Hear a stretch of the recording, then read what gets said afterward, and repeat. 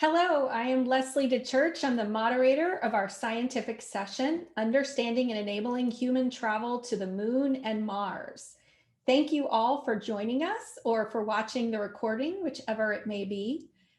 Today, we're all assembled here to have a live interactive discussion that builds on the three pre-recorded videos that perhaps you've already seen. In the videos, we heard from interesting combinations. Tom Williams and Alexandra Whitmire at NASA talked to us about the challenges of long distance space exploration in tandem with Jack Stuster, a longtime researcher studying astronauts.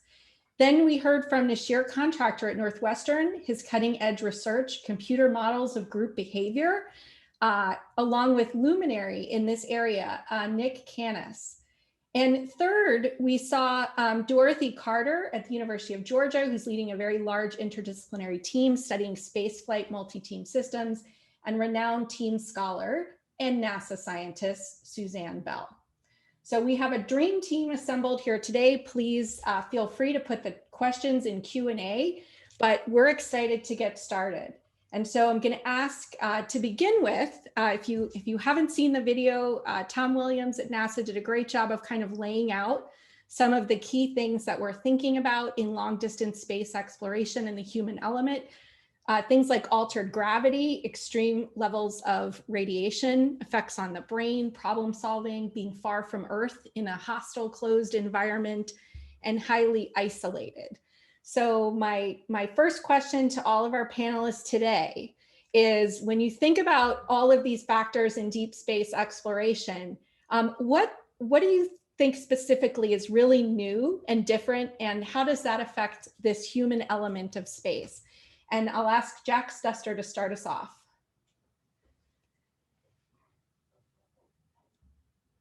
Oh, you're muted. Will we be doing that between Mars and Earth? Could you say that one more time? What is different? What is most of all the things that are different, right, between orbiting the Earth somewhat close in the space station versus getting into a capsule and heading out for a 3-year journey with 4 or 5 other people? What do you think is the single biggest difference? Several years ago, one of the first astronauts who I had the occasion to meet, we were on the dais together. He was there to receive an award. I was there to talk about what an expedition to Mars would be like. And I described the sequence of events and the stressors involved and the durations involved. 6 to 9 month transit to Mars, 18 months on the surface, another 6 to 9 months return. And at this time, my opinion of my expectations about astronauts was pretty much determined by Tom Wolfe's The Right Stuff, in that astronauts were highly confident in their abilities, perhaps even overly confident in their abilities. And I was shocked when, after the presentation, the former astronaut came up to me and said, "You know, your description of what a mission to Mars would be like has me thinking, and I don't think I'm cut out for that. I was perfectly happy being part of the Earth shuttle moon system, but the idea of getting in a spacecraft and heading off toward a point in space where Mars is going to be in 6 or 9 months, as Earth recedes in the rear view, figurative rear view mirror, to a dot, and my destination is a dot. I just don't think I'm cut out for that." I think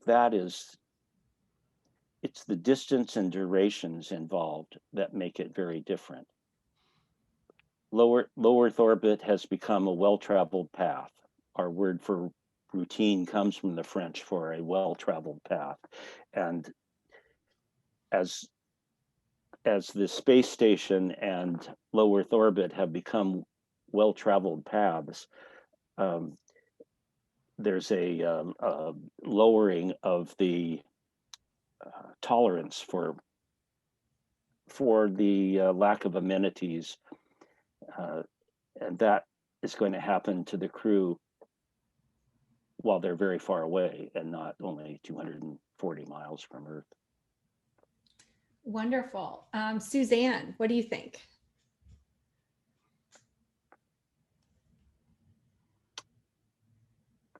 Well, I'll answer in a little different direction because that was a great answer by Jack. But in regards to thinking about teamwork, there's going to be a fundamental paradigm shift from what we have now on the ISS, which is very fluid boundaries. If someone needs social support, they can call down to their family. If they need direction, mission control tells them what to do, you know? And so very fluid boundaries right now. But as we go to Mars and the distance increases, the shift will be that it's now an intact unit, and that intact unit becomes the fundamental decision maker for what's happening right then.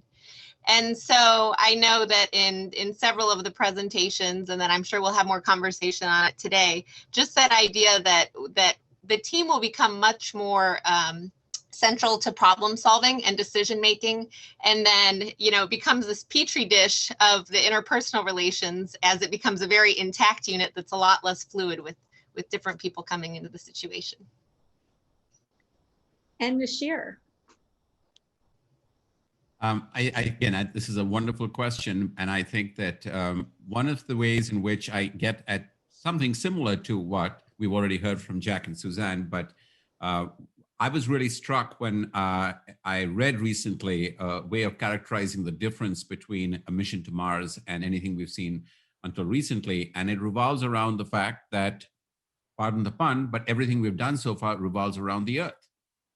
When we go to the International Space Station, that's going around the Earth. When we go to the moon, we're going to an object that is going around the Earth.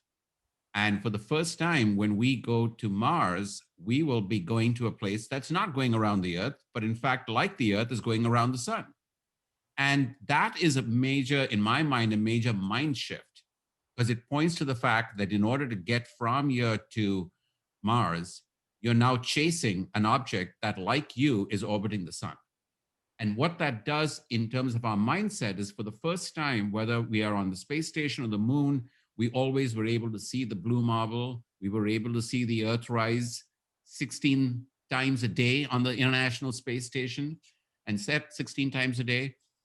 When we get into the psychological mindset of being on a different planet or on a way to a different planet where we do not have any visual contact with the Earth, we have the same set of issues that I think Suzanne and Jack touched on. And that is a recognition that we are on our own. We have to have a lot of autonomy. We have to think of ourselves as being in a self-standing, self-floating, as the case may be, situation. And I think the psychological impact of that will result in a level of conditioning, of coalitioning that we have never seen before. The idea that mission control today is known as, that they say that, you know, the crew on the space station or on the moon, et cetera, were the eyes and ears of the mission, but that the mind was of the mission control, the brains were in mission control. That goes out of the window for the reasons that Jack and Suzanne talked about. Wonderful. Alexandra, do you agree?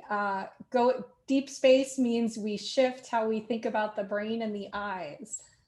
Can I answer the question, the original question, before we move on? Absolutely. I think that I like to think about stressors that impact on people. And to me, Mars had several new stressors we've never had before. One people have alluded to, actually some 10 years ago, we coined the term Earth out of view phenomenon. And we don't know that it exists, but it's sort of an issue that might affect psychologically what it's like to see the Earth as an insignificant dot. And the other panelists have mentioned that. I think I like to nowadays call it the disappearing Earth, because it'll be getting progressively smaller and progressively larger. But that will have something to say about the psychology.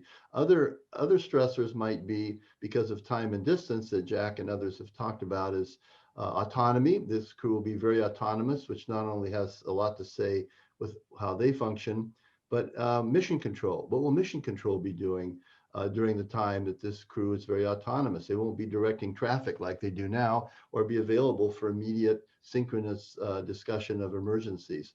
So I think that's another issue, is the autonomy and time delay. Maybe 44 minutes is a maximum round trip time delay, depending on when Earth and Mars are in their orbits, but you can't get the support you get from your family and mission control in real time like you can now on Earth. And finally, overdependence perhaps on onboard resources and equipment. If anything breaks down, you got to fix it, and you can't wait for supply to come. So I think that reliance on onboard equipment is another stressor that's going to be new on a Mars mission. Wonderful. And Alexandra. Yeah, thank you. And all such great and insightful responses. Really appreciate hearing from everyone. I think a lot of the issues that have been brought up are spot on. We also think about, one other challenge to consider is the vehicle volume that we've known has been much more spacious, facilitated by low Earth orbit. And so as we go on to a Mars mission, and we're talking 2.5 to 3 years, we will not have the volume that we have now. And so from a team perspective, are we limiting the team's ability to, at times maybe physically withdraw to kind of come back restored? There's just a lot of potential limitations in as Jack mentioned, the distance and the duration and how that's going to challenge, in addition to the other issues that have been mentioned today. Dorothy Carter, what are we missing? Yeah, so to echo some of what others have already spoken about, right before this call, Jack was filling us in on the dangers of actually landing physically on the surface of Mars. And, he can speak to the technical details of that in great depth, it seems like. But I was taken away from that discussion that it's really going to be one of the most terrifying moments of the mission to date at that point. But not only is it like the most terrifying moment of the mission, it's simultaneously the moment where they have the longest communication delay that they've experienced at that point. And so from a multi-team system perspective, that's going to be just immensely different in comparison to the way that NASA's multi-team collaboration has transpired in the past. As part of our project, we've done a big deep dive into archival documents, especially the Johnson Space Center interviews or oral history interviews. And pretty much every time that they're talking about a adaptation, a technical difficulty that they run into, there's this cycle of the front-facing team notices it, and then they iterate back and forth in real time with the mission, with the ground control, develop this shared understanding of the problem space and the decisions and that sort of thing, and then the crew executes it. But with the long duration mission, it's like the crew is going to have to do all of that iteration and decision making and problem solving in real time, and then fill in the ground control after the fact and kind of develop that shared understanding later. So I think from a multi-team collaboration perspective, that seems like a huge hurdle and that they need to be prepared for. Fascinating. While we're monitoring the Q&A to see questions that come in, the next question for the panel.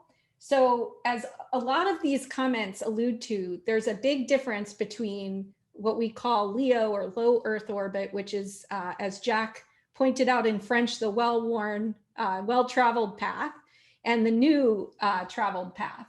And one thing that was interesting in the videos that Jack and Noshir and Suzanne kind of touched on is that not everything is bad. There might actually be, Jack talked about some of the diaries and how ISS astronauts appreciated a little bit of peace and insularity, and Nick and Noshir talked about the cohesion effects, that this might actually be positive. There might actually be some positive effects.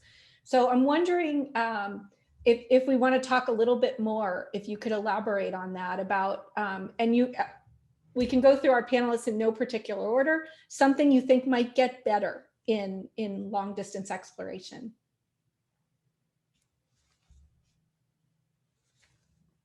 I'm not sure I understand your question. Is it what's going to improve Yeah, so psychologically? we just talked about what's going to be harder. What's going to be a little bit easier? Nothing. The crew will be autonomous, and we're all big boys and girls, and we like to function on our own and do things on our own.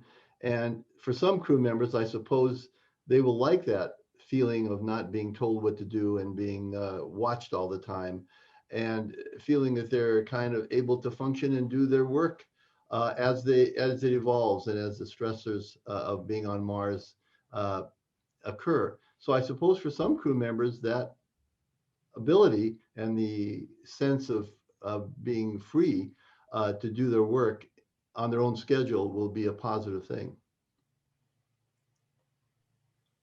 I'm almost reminded that it's like people, astronauts in low Earth orbit and to the moon are like teenagers who are being controlled and parented by mission control. And they might feel a sense of liberation, for better and for worse, when they are finally out of their teenagehood and are now ready to become adults on their own right. We do see murmurings of that even in the history of space already, where there have been instances where crew members, there's a very famous, controversial, notorious as the case may be, episode from Skylab, the third Skylab manned mission, where there was a point of time where the crew members were really quite antagonistic towards mission control and were so exhausted that they basically said, we're going to shut down communication for a period of time. Now, there's some controversy about the extent to which it happened, but the Harvard Business actually has a case study called Mutiny in Space. And they talk about the fact that the three of them got to the point where they decided they were going to take matters into their own hand, et cetera. So you've seen that these kinds of issues have surfaced in the past. The other part of it that I would say is that in our interviews with crew members returning from the International Space Station as part of our NASA research, we will occasionally hear mention of facts like, the task schedule or the playbook, which is something that NASA takes very seriously. It's exactly telling you what you could be doing from time, from 7 to 7:15 and so on, that even though NASA mission control really believes that everyone on the crew is following that playbook, that in fact, there are some licenses that are taken, some liberties that are taken from that playbook that is actually helpful. They do it because they want to help other people. And they often will say that even if there's a task that is specified as a solo task, there's no such thing as a solo task. Every task is in some ways a team task, which someone has to be there. We help other people if we see them falling behind. And so from that point of view, I think that there is the opportunity for autonomy to give them a greater sense of ownership and a level of commitment that might be beyond what they would experience as a frustrated teenager. Noshir, you mentioned a Harvard case study titled Mutiny in Space. Yes, I think so. I think it's called Strike in Space. Sorry, Strike in Space. Right. The Okay. Wikipedia page may be called Mutiny in Space. Okay. But it's about that mission. Yes. There's some background, I'm sure, that they tell me if they include this in their description, but that was the third human mission to Skylab, called Skylab 4 or Skylab 3, whether you use Arabic or Roman numerals. And even though it was the third mission, you would think that the crew would have been fully aware of the infrastructure in place, but they weren't. The crew was supposed to remain in their Apollo capsule for 24 hours before entering Skylab. And they didn't want to stay cramped. The reason for NASA wanting them to stay was because they wanted to mitigate the effects of space adaptation syndrome, Right. This vestibular phenomenon that afflicts a third to a half of all space travelers. It's kind of like motion sickness, at least the effects are, but anyway, so they talked mission control into allowing them to enter Skylab right away. One of the crew members promptly barfed. Yes. And yes. among themselves, they said, let's just not tell mission control that this happened. And for some reason, they were unaware that there was an open comm channel at all times. Yeah. And so transcripts of their secret conversation were on the desks of every NASA manager the next morning. And they were scolded severely for having tried to keep something from mission control. That's how they got started in this 84-day expedition to Skylab. And from then on, mission control was on them constantly with unrealistic schedules, work schedules. And finally, they were supposed to have every other Sunday as a free day and to rejuvenate. And they didn't do that. They were scheduled 24/7. And finally, halfway through, Captain Gerald Carr said they just turned off their comm and stopped responding to the calls. And the next, NASA became alarmed. And the next day they had what Jerry Carr called the first sensitivity session in space, where they talked about what the crew was experiencing, and mission control talked about their expectations. And they decided, okay, what we're going to do is only hard schedule those tasks that are required to be performed at a certain point in an orbit. Comm tasks, they didn't have constant communications then. It was only during few portions of the orbit of each orbit that they could communicate. There were certain things that were Earth observation that had to be done at a certain point, but everything else would be put on what they called a task list, and you could just go to that task list and take a task and go do it. And from that point on, the crew performed admirably. They accomplished all of the objectives and many more than had been set for them. It was not it might have been a labor action. So yeah, maybe strike might be more appropriate, but certainly not a mutiny.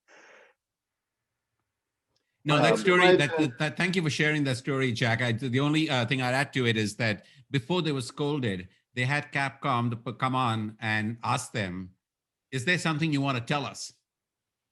And that's when they got the first inkling that maybe word had got out to them, et cetera, on that particular story. But that's a fascinating example. And it shows this notion of autonomy being particularly important. Nick, sorry, I cut you off. There might be another issue going on with that crew. That crew was always behind. They were following up the second crew that was very successful and a bunch of Boy Scouts, and they were really go-getters. And this crew had trouble keeping up. In our studies, we found a significant correlation between perceived stress within the group on a number of measures and perception that mission control didn't support them, which we predicted as an example of displacement of tension from an in-group to an out-group. In this case, from the crew members on the Mir and also the ISS in 2 studies to mission control. So I think it could also be a reflection of tension within the crew in a isolated small group, displacing their tension outwardly. You know, it's awful hard to complain to someone on whose life you depend. I mean, you depend on your crew members, and that's your social network, it's your living network, and it's much easier to complain to people on the outside. We all know this. When your boss tells you to do something and you don't want to do it, you don't tell your boss off, you go home and you yell at your wife or your husband. And, you know, and so you displace your tension to somebody who's safer. And we found evidence for that. And I think this particular Skylab crew, there's always a possibility that their behavior reflects an inner tension they had in cohesion on board. And I'll just add, Nick, that we did a lexical analysis. Noshir led this a couple of years ago, looking at all of the transcripts of the conversation, and that crew was unique in terms of the mental overlap in what they were thinking about and talking about at the same time. So as sort of a lexical marker of crew cohesion, we certainly saw that they were the least differentiated, whereas the previous Skylab missions, you could really see a difference between the crew and the mission control, which was in some ways healthy. But it was more even in terms of the communication in those two. I want to shift a little bit to some teams experts. So as we're talking about this kind of challenge, in the crew and this need to develop cohesion. I want to turn to Dorothy and Suzanne. What are you most worried about with the crew and with mission control? Well, I also wanted to follow up on your previous question about what might be even better this round. You know, according to research on intergroup relations and multi-team collaboration, giving groups that don't necessarily work together as effectively in previous phases a really desirable, strong subordinate goal that everybody really wants to work towards and has to work with each other to achieve can help intergroup relations. And I do think that this is one thing that the Mars mission offers kind of human society in general across the Earth, that it is a huge, really desirable subordinate goal. It's kind of the next possibility for human exploration. And, you know, we've covered the whole Earth at this point. That to some degree, like that is a difference between, you know, ISS missions versus Mars missions, that it's providing this huge subordinate goal that hopefully will encourage positive relations across nations and that kind of thing. So maybe that's a... So hopefully we'll do better that subordinate goal, Dorothy, than the planet pandemic subordinate goal. So true. Suzanne, what do you think? Yeah, so Leslie, I'm going to answer it very specifically to the way you asked it, which is, what do I worry about regarding teamwork? And I think one of the things that I worry about is that there seems to be a disconnect between the crew's belief in their team as a whole, both in their capabilities and their cohesion, with how their relationships are. So we've seen this in research with Leslie and Noshir that we have together is, you know, we'll see relationship fracturing happen, and the team level estimate of this team is great, this team is cohesive, doesn't really dip. In fact, things have to be going really poorly before it starts to dip in the team level cohesion. And so I worry a little bit about people not realizing how important not only the team is as a whole, but that they have good working relationships with each person, and that the relational level is healthy, not just the team level. And to build off of that, I worry, based on the conversation that we were just having, that as this crew is traveling further and further from the Earth, and whether it's real or not, they have this strong sense of cohesion, and, you know, they need to learn to rely on one another so much more than they have in previous missions, that's going to cause so much less communication and reliance on the Earth, even when they really should be. Even, you know, they say, oh, it's going to take 20 minutes, forget it. That's right. Yeah, I think when everybody's talking about just how interdependent mission control and the crew are right now, I think if anyone wants a good example of that, just watch something like an EVA on the NASA channel and don't look at the screen. And just listen to it. And it's almost indistinguishable if you're in mission control or in the crew. They are so interdependent back and forth. It's really just a different paradigm than what it would be with a 22-minute communication delay. So, Dorothy, I think you're spot on with, you know, as the crew becomes more cohesive, what happens. I will add something on why that's a worry for me, is because in our data, we see that as there's an isolate, as there's subgrouping, that there are terrible and just really big effects on team performance. So people are communicating less with one another. People are pulling back from that effective teamwork, even if they have a strong belief in the crew as a whole, but not with different individual team members. And so, you know, to have a false belief in how well you're doing while your performance is really going down a negative spiral is concerning, because in such a long crew, such a long mission, a crew really needs to be self-aware and do team care and really look to be successful in the long run. And so that self-awareness is very important to maintaining good performance over time and well-being. And I'm glad you took us there, Suzanne. I think it's worth bridging into talking a little bit about team performance and crew performance. So in Tom's video, he talked about how, and Dorothy, your comments alluded to this also, that when there's a problem on the ISS, it could be noticed in mission control, it could be troubleshot in mission control, and the crew could be sound asleep and wake up to a set of instructions about a critical procedure that's been fully designed and pre-tested on Earth that they need to do. And Jack did an elegant task analysis of the Mars reference mission that we've all kind of seen. So when we think about team performance, what are some of the dimensions that really come into focus as a result of some of these new tasks? And I'll put it out in no particular order.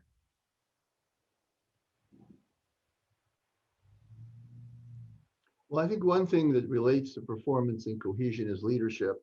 In our study, we looked at the task role of the leader and the support role of the leader, two roles that have been discussed.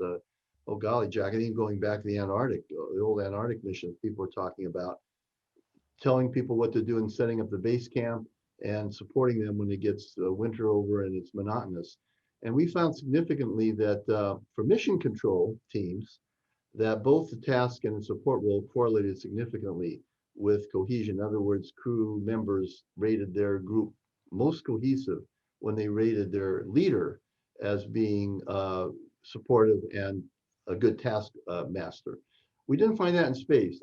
We found that in space crews, there was no relationship with the task role of the leader. There was a significant relationship with the support role. That the crew members felt their crews were cohesive if their leader was supportive to their needs.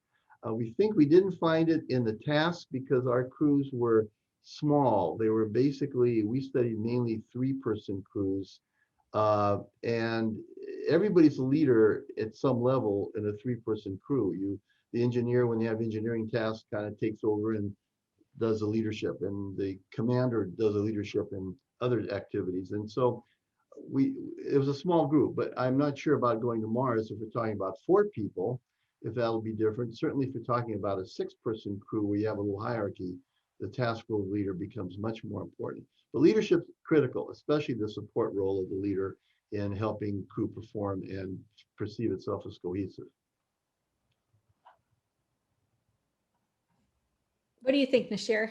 Tom actually also made reference to that. He said that in his presentation, he talked about the fact that a good leader needs to know when to lead and when to follow, and when to let others lead, et cetera. And that becomes a really important issue. And I think a couple of other thoughts that came through my mind as I was thinking about the questions that Leslie is posing. One is that,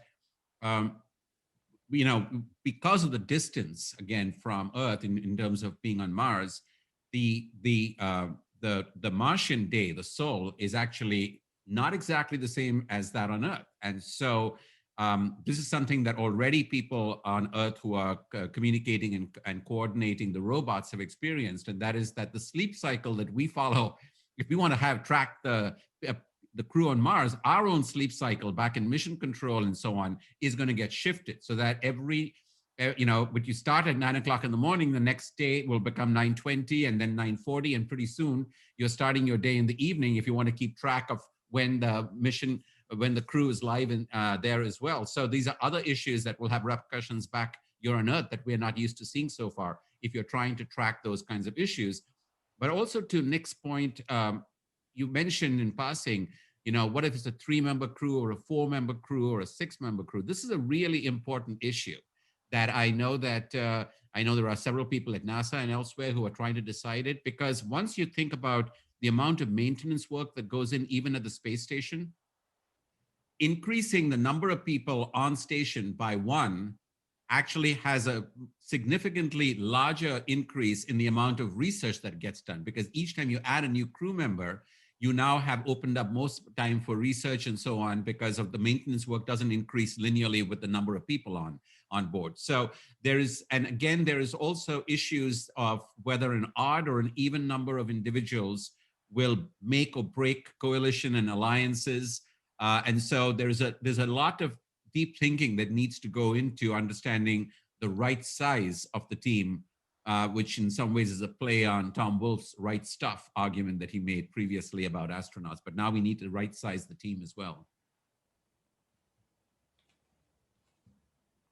Jack, I'm looking at you because of your comments you made on the video, which I would agree with. I think that, and maybe you could comment on this comment. I think that you mentioned that engineering run organizations pay a lot of attention to space and mass, and psychologically run organizations pay a lot of attention to people, interpersonal dynamics and psychology and personality. And from my point of view, a crew of 6 or 7 is going to be, would be much more tolerable in a long haul mission than a crew of 3 or 4, which is currently being looked at. You might have some more comments on that, Jack. I agree with your comments. Well, I mean, the size of the crew is determined by their objectives, by the tasks that are to be performed. And to try to perform all of the required tasks with a crew of 3 or 4 would be foolish, mission threatening.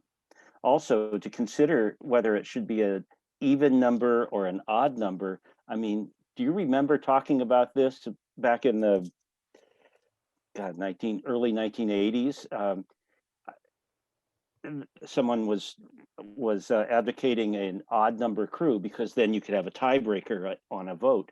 And I was just horrified by the thought of going on an expedition to Mars where decisions were made by democratic vote. I mean, it was absurd.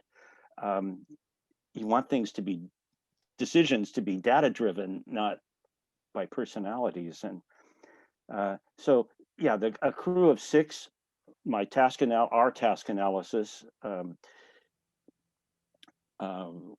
conducted by Jareen Adolph and Vicki Byrne and myself,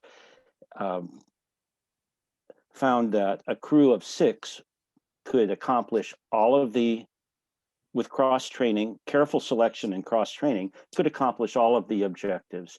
Could be done with a crew of 5, and even with a crew of 4, but if anything goes wrong, major objectives of the expedition would not be completed, and it would be mission threatening. So, I mean, for people to be having discussions about the size of the crew, separate from what the objectives and requirements of the mission are, is absurd, and they shouldn't do that. Similarly, Jack, I have a question for you. So do you think that the mission objectives should ebb and flow according to, you know, what's even comfortable in a small capsule?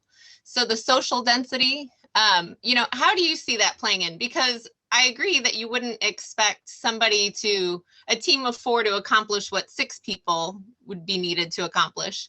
But at the same token, I sure would hate to stick 6 people in such a small space that it just becomes, you know, untenable with between equipment and what they need for exercise and all of this stuff. So it seems like it's kind of a tripod of, you know, social density and mission objectives and kind of these different interpersonal dynamics that come into play, among other things. They would need more space, period.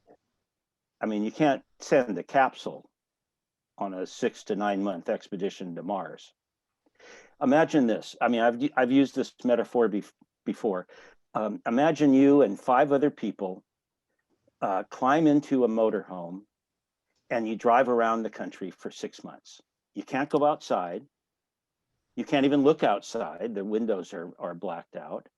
You've trained with these people for 3 or 4 years. You know everything about them. You know every annoying mannerism that they have. You know every joke that they've ever told. You know all about their families. And you're with them in this motorhome for 6 months. And you get to your destination. You can actually go to a slightly larger habitat. And there you stay with those same 5 people for 18 months. You get to go outside once in a while wearing a spacesuit, but for the most part, you are confined with those 5 other people. And then after 18 months, you get back in that motorhome and come back to Earth for 6 to 9 months. Now imagine that your motorhome is so decrepit that it's going to take a year to get to Mars. And instead of spending 18 months on the surface, you spend 300 days on the surface. And then you have a year to come back. That's what they're talking about as a mission plan now, which is absurd. It's a recipe for disaster. You either go with the data-driven approach or you don't go at all. You wait till you have faster propulsion. So this brings up a really good question, and one that Jack alluded to, and it's a question I think for Alexandra and also Suzanne representing NASA. So a lot of what we're talking about here is really the human factor in space. And Jack, you give a great example. The current Mars reference mission doesn't include a pilot, despite the fact that all the Apollo 11 flights had an autopilot system. Every single captain promptly shut it off. And so my question to Alexandra and also then to Suzanne is, how do these insights about the human factor in space make it into reference planning, mission planning, into training, into selection? What's the formal kind of integration mechanism for that? Yeah, I appreciate the question, and we really appreciate Jack's feedback on that in his response. I'm optimistic. I think that there's organizational changes that have happened to facilitate those evidence-based recommendations. The contributions that Jack and Nick and others have made equip us to take data forward and to advocate for these types of changes. And we had a meeting this morning where we're getting requests from headquarters for data-driven, human-centric feedback to define new DRMs. So I think that there's certainly a desire from the agency and a recognition that these types of missions are unprecedented, that the human has to be at the center. And there are boards that facilitate sort of the formalization of these kinds of discussions. There's liaisons from groups such as Space Medicine, Human Research Program. Their role is really to be that interface with the more engineering and program management types of boards. So I've seen over the years a shift, I think, in how decisions are made. I think we have opportunities to go into to continue to advocate, and we really appreciate the contributions from the community, because really the data that we have is what really allows us to go forward. So I think we're getting there, and I think for our Mars mission we will see that shift. Thank you, Suzanne. Thanks. Mm-hmm. I'd agree with Sandra's inputs there. Most people watching probably don't know me, but I was a 17-year professor for a number of years and collaborated with Leslie and Noshir, and then actually just this month joined NASA as the lead for the Behavioral Health and Performance Lab.